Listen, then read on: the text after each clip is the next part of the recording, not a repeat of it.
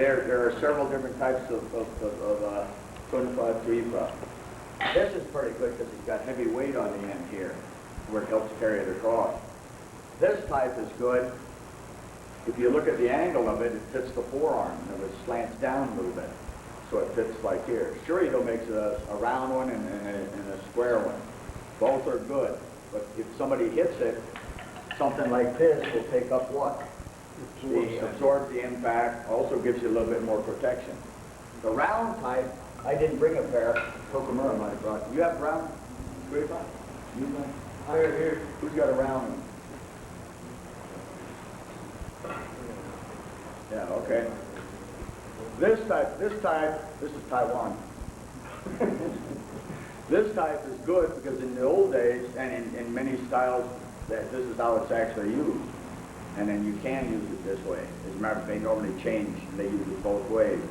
So this is okay. So something with a small handle, then this is all right here. Okay?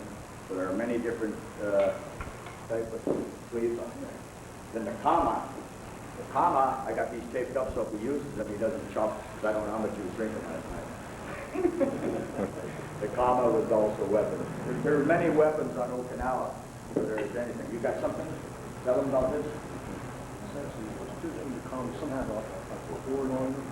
Oh, they do. What kama? What tie? You know? What name? They tie cord on it? Yeah.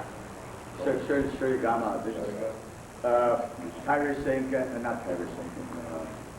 Hoensoken.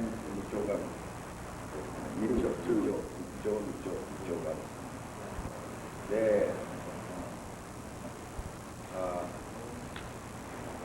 I got Mohagama.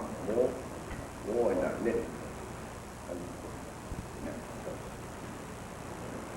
Fishermen, remember a lot of the weapons are based on farmers and fishermen. So one of the deals they have is a fisherman's net and they throw it like the Roman times. Okay, so they try and the fisherman tries to tie you up with a net.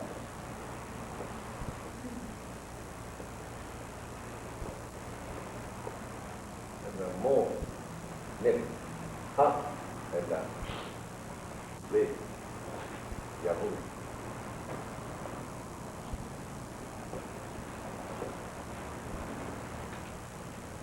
And there's techniques like if he throws the net at you and how to cut up